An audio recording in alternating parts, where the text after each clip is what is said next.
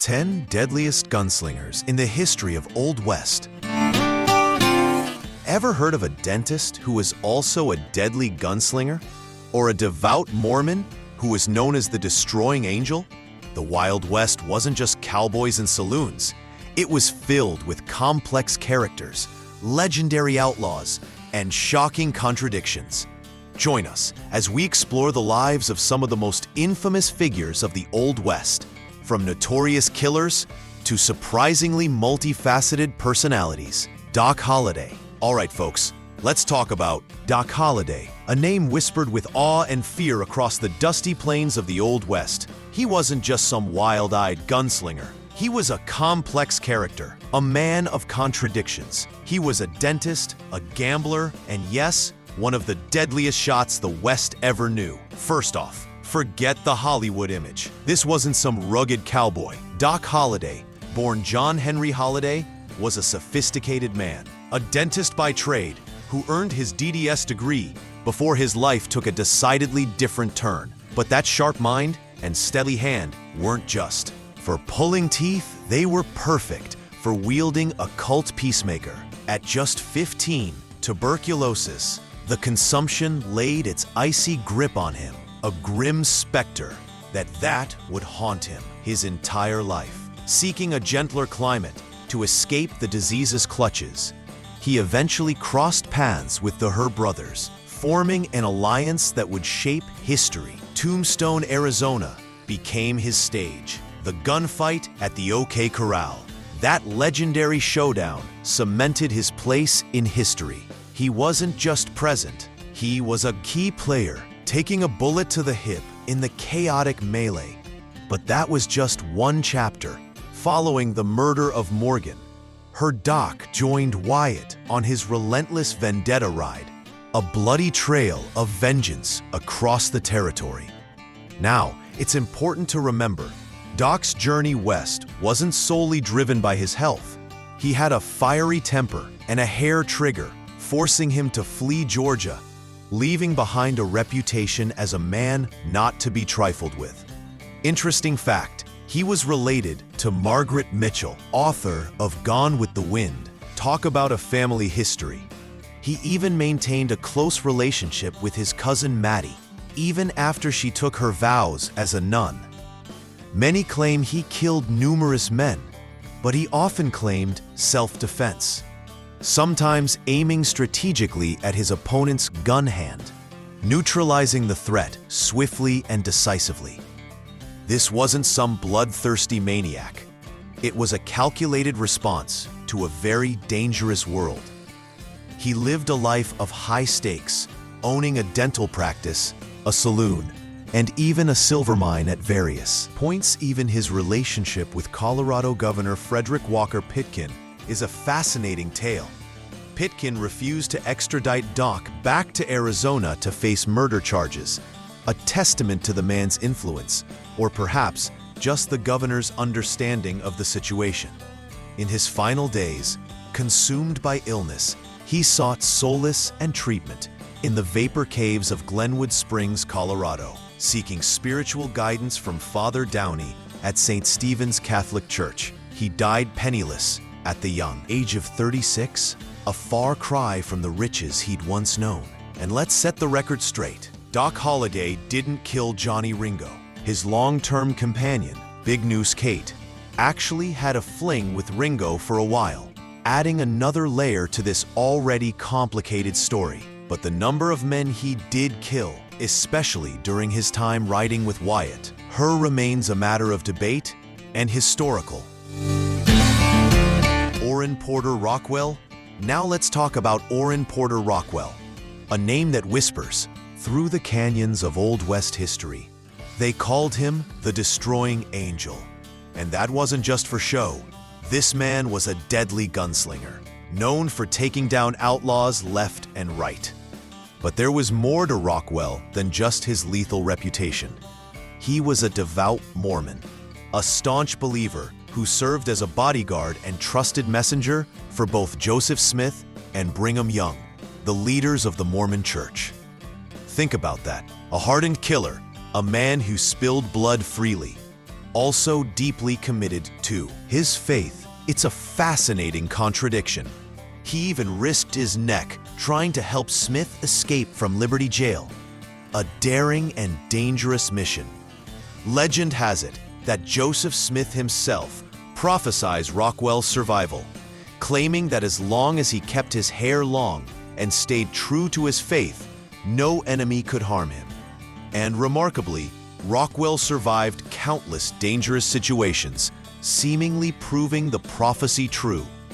That's a testament to his skills, his luck, or perhaps a little bit of both. His life wasn't without its dark shadows, though the details surrounding the Ain brothers' deaths are still shrouded in mystery, with Rockwell's involvement heavily debated. And incredibly, he even shot and killed Brigham Young's own nephew, Lot Huntington. That's a bold act, even for a man like Rockwell. Buckskin Frank, Buckin Frank Leslie. The name conjures images of a fast draw and a quicker temper. He earned his nickname Buckskin Frank from the buckskin jacket he wore while serving as an Army scout. Back in the 1870s, he wasn't just any scout though. He was a skilled gunslinger, a man whose reputation preceded him. By 1880, he'd ridden into Tombstone, Arizona, and quickly made a name for himself. Not for his gentle nature, mind you. He became known for his deadly accuracy with a pistol and a hair-trigger temper. His relationship with Molly Williams added a layer of intrigue to his already colorful life. Buckskin Frank wasn't afraid to use his guns. His involvement in the deaths of Mike Colleen and Billy Claiborne, among others, showcases his lethal skill and his readiness to resort to violence. These weren't accidental shootings. They were deliberate acts reflecting a violent streak that couldn't be ignored. But his violent life took a tragic turn in 1889. He shot and killed his wife, Molly. The act landed him in Yuma Territorial Prison, facing a 25-year sentence.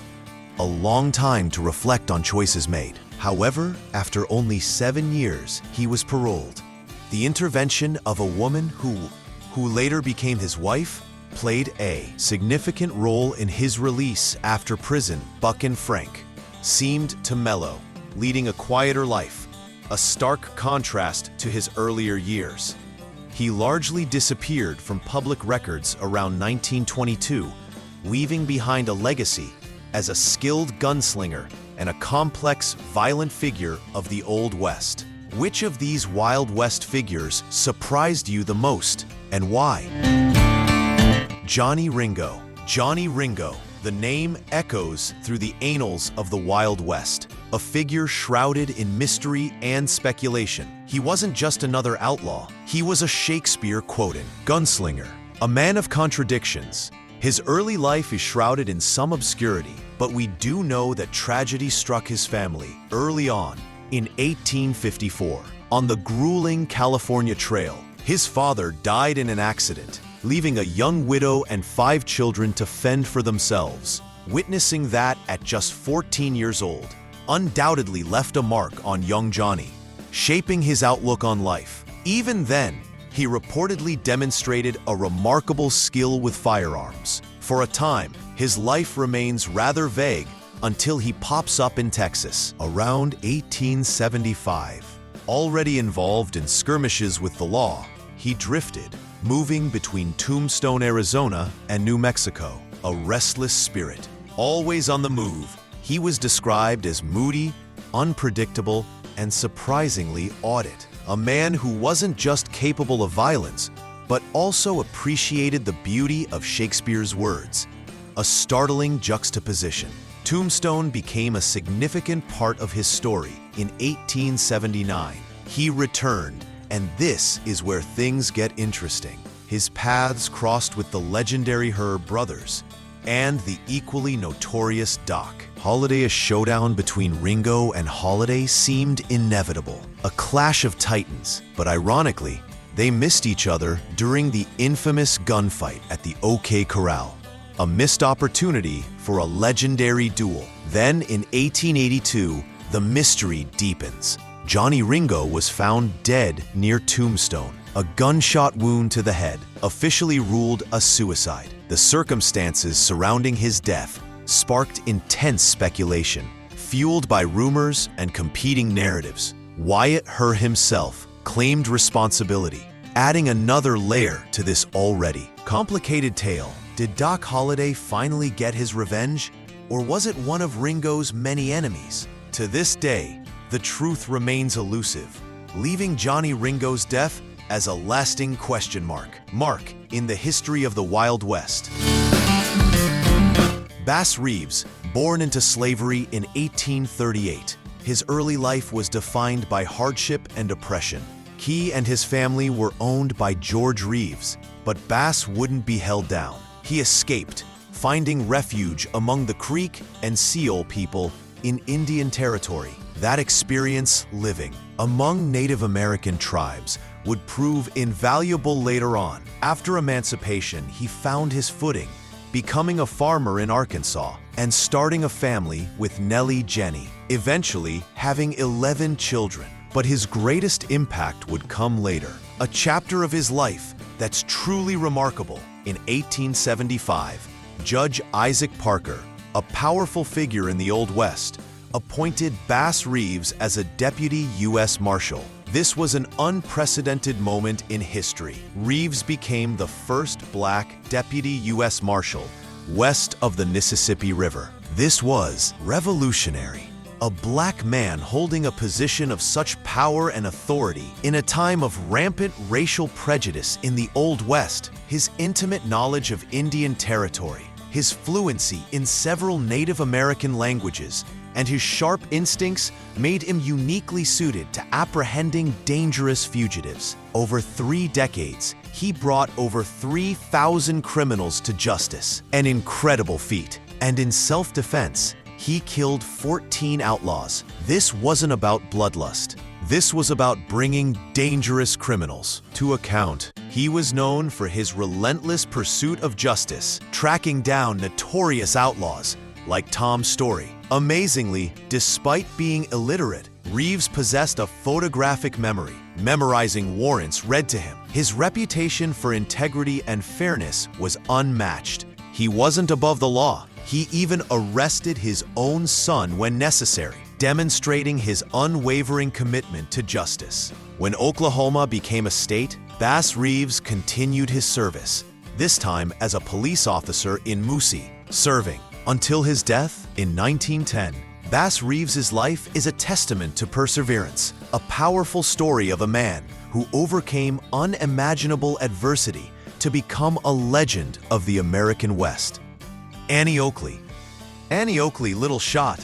The name itself whispers of precision and skill. Born Phoebe and Mosey, her life was anything but ordinary. Tragedy struck early. Her father's death forced her to take on the responsibility of supporting her family, and that's where her legendary shooting skills came into play. She honed her talent, developing accuracy that was simply astounding. At just 15, she entered a shooting contest and bested none other than Frank E. Butler, a renowned marksman. But this wasn't just a competition. It was the beginning of a love story. Frank and Annie fell in love, got married, and together they took the world by storm. Their journey led them to Buffalo Bill's Wild West show, a spectacle that captivated audiences across the nation. And Annie Oakley, she became a star. Her incredible skill was legendary. Even Sitting Bull, a formidable figure in his own right, was struck, bestowing upon her the nickname Little Shot, a title that perfectly encapsulates her talent. After their time with Buffalo Bill ended, Annie and Frank continued to perform captivating crowds with their amazing shooting displays. They even added a can companion, a dog named Dave, to their act, a testament to their showmanship and creativity. When World War I erupted, Annie Oakley offered her expertise to the U.S. Army, eager to train women's sharpshooters. Sadly, a car accident later in her life took a toll on her health, and she passed away in 1926, just weeks after the death of her beloved husband, Frank. Their lives were intertwined, two legends of the Old West, who together left an indelible mark on the world of marksmanship and showmanship. Wild Bill Longley, born in Texas in 1851, his early life set the stage for a violent career. By the age of 16, he'd already taken a human life, a grim marker of things to come. Longley wasn't just an outlaw. He was a racist fueled by the bitterness of the post-Civil War South. He vehemently opposed Reconstruction, the period of rebuilding following the war, directing his hatred toward those he perceived as enemies. His targets weren't just random victims. He actively sought out and killed those he believed were Yankee sympathizers or carpetbaggers, those who came south seeking opportunity. But his violence extended beyond political targets. He terrorized newly freed slaves, preying on their vulnerability and helplessness. His actions were vicious and cruel, fueled by a deep-seated racism. He was a ruthless killer, leaving a trail of victims in his wake. He even faced a near lynching for horse theft, a testament to how despised he was, even within the lawless fringes of society. Yet undeterred, he continued his bloody campaign until he was eventually captured and sentenced to hang. The day of his execution arrived, and unbelievably, he even cracked jokes. However, fate intervened, or perhaps the hangman's lack of skill. The first attempt was a botched execution. The rope snapped, and he landed on his feet. A shocking turn of events. They had to hang him a second time to finally complete the sentence. Batman, son born in Canada. He made his way to Kansas at a young age, starting out as a buffalo hunter, a common trade during that era. His life was full of adventure and danger. He was involved in the famous Battle of Adobe Walls in Texas in 1874, a pivotal event in the history of the frontier. Later, in a Texas saloon, he found himself in a deadly confrontation, killing a soldier named Melvin A. King in what he claimed was self-defense. Such events were sadly common in those lawless times. Dodge City was a turning point in his life. There he crossed paths with Wyatt Earp, a legendary figure himself. Earp persuaded Masterson to take up a badge, to use his skills for the law rather than in gunfights. He served as the sheriff of Ford County, Kansas. This period, however, wasn't the end of his adventures. His stint as sheriff eventually ended, and he returned. I'm sorry, this is not part of the message. Scene 4. It's missing Dodge City. Turning right and turning right. This period, however, wasn't the end of his adventures. His stint as sheriff eventually ended, and he returned to a life that more closely matched his adventurous spirit. He resumed his gunfighting and gambling career. He traveled throughout the West, navigating the often dangerous landscape of saloons, card games, and occasional shootouts. But Masterson's life took an unexpected turn later on. He transitioned into a completely different career, becoming a sports writer, and he associated with boxers and other athletes, showcasing an unexpected adaptability and intellectual curiosity. The Sundance Kid, Harry Alonzo Longabaugh. Most folks know him as the Sundance Kid, a name that echoes through Wild West lore. He was one of Butch Cassidy's closest associates, a key member of the infamous Wild Bunch B. Born in 1867, Sundance was a restless youth, leaving home at the tender age of 15. His outlaw career took off in 1887 when he was arrested for horse and gun theft. That arrest, which earned him the nickname Sun Kid, marked his official entry into the world of crime. He soon found his place among Butch Cassidy's Wild Bunch, a gang notorious for their daring train and bank robberies. Sundance was known for his lightning-fast draw and deadly accuracy with a gun, skills that helped make the Wild Bunch so successful and so feared. The gang operated from a secluded hideout in Wyoming known as Hole in the Wall, a strategically chosen location, but allowed them to plan their robberies and escape the law. They were master strategists, blending seamlessly into the rugged landscape. By 1901, the pressure from law enforcement was mounting. The Wild Bunch's days in the United States were numbered. Sundance, along with Butch Cassidy and Sundance's enigmatic lover, Ida Place, fled to South America, specifically Argentina. Even there, they continued their life of crime, proving their determination and resourcefulness in the face of relentless pursuit. The story of the Sundance Kid is a classic tale of the Wild West, a life of adventure, daring robberies, and a dramatic escape that ultimately ended in a shroud of mystery. Their final days remain shrouded in speculation, a fitting end for members of one of the Wild West's most legendary outlaw gangs. Who would you like to see featured in a future Wild West video? Feel free to share your answers in the comments below. Jesse James, born in Missouri in 1847. Jesse grew up on a farm where his family owned slaves, a fact that often gets overlooked when discussing his life. This background profoundly shaped the context of his later actions, though it certainly doesn't excuse them. The Civil War played a pivotal role in shaping Jesse's life. He joined a Confederate guerrilla unit led by the brutal Bloody Bill Anderson. This group engaged in savage acts of violence against Union loyalists. Jesse's participation in these actions, including the horrific Centralia massacre, stained his hands with blood early in his life. After the war ended, Jesse and his brother Frank continued their criminal activities. They weren't just petty thieves. They were involved in major robberies of banks, trains, and stagecoaches. They amassed a significant amount of loot. Through these acts of violence, Jesse carefully cultivated a public image, portraying himself as a Robin Hood figure, a champion of the poor, who robbed from the rich. This image, carefully crafted and widely circulated, helped to create a legendary mystique around him. It's a classic tactic of outlaws throughout history, to create an image that justifies or at least softens their actions. But even legends can stumble. A disastrous bank robbery in Northfield, Minnesota marked a turning point. The heist went badly wrong, forcing Jesse and Frank into hiding. This setback, however, didn't end their criminal careers. Jesse returned to crime in 1879. Ultimately, his life of crime came to a violent and abrupt end in 1882. He was shot and killed,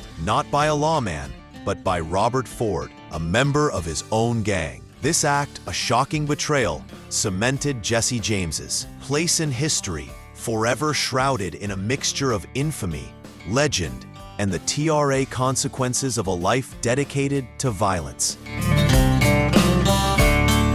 Billy the Kid, born around 1859 in New York City, his life was far from ordinary. He wasn't born into the Wild West. He arrived there. His family moved around quite a bit, from New York to Kansas, and then to Colorado. His father died while they were in Kansas, leading to further upheaval in their lives, and finally settling in New Mexico. It was there, in his early teens, that Billy fell in with the wrong crowd. He became involved in theft and violence, drifting through the Southwest and even into northern Mexico, often associating with gangs. This life of lawlessness shaped his reputation and solidified his place as a key figure in Old West lore. While Billy claimed to have killed 21 men, historians believe the actual number is much lower, probably less than 10. Even a lower number is still significant, given the lawlessness of the era, highlighting the brutality of life on the frontier.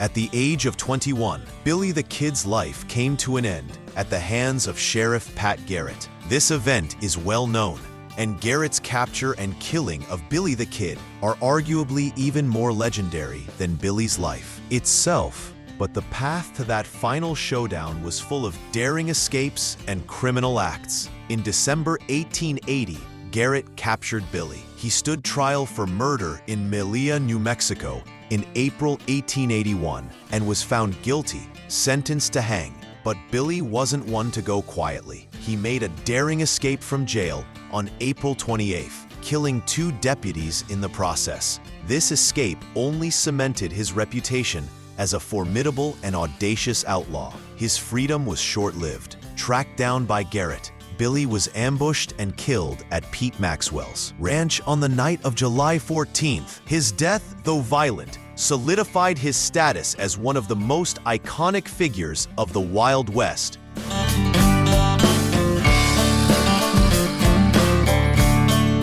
Wyatt Earp in Monmouth, Illinois in 1848. His life was a far cry from the quiet farmlands of his birth. He was a restless spirit, moving from place to place, working various jobs, teamster, buffalo hunter, gambler, before finding his way into law enforcement. His early life was a training ground for the lawlessness he would later confront. His law enforcement career started in Lamar, Missouri as a constable. From there, he moved to Wichita, Kansas, and then Dodge City, where he built a reputation as a tough, non-nonsense lawman, a man not afraid to use force when necessary. Dodge City was a tier town full of gunfighters, gamblers, and outlaws. Earp quickly proved himself a match for anyone who challenged the law. In 1879, he and his brothers, Virgil and Morgan, moved to Tombstone, Arizona, a town rife with conflict. There, he became a deputy U.S. Marshal and found himself at the heart of the turbulent events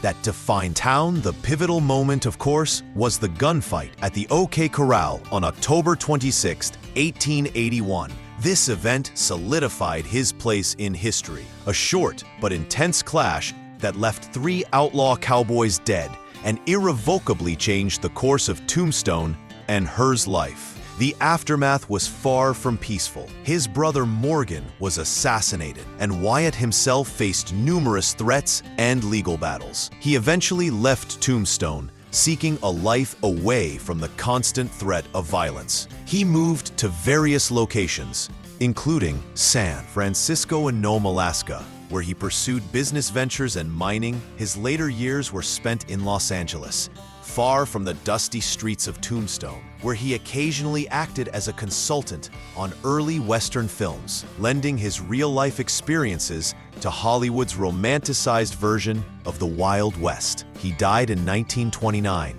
at the age of 80. Don't forget to subscribe and share your remembers with someone who would love to learn more about this fascinating era. As always, thank you so much for watching.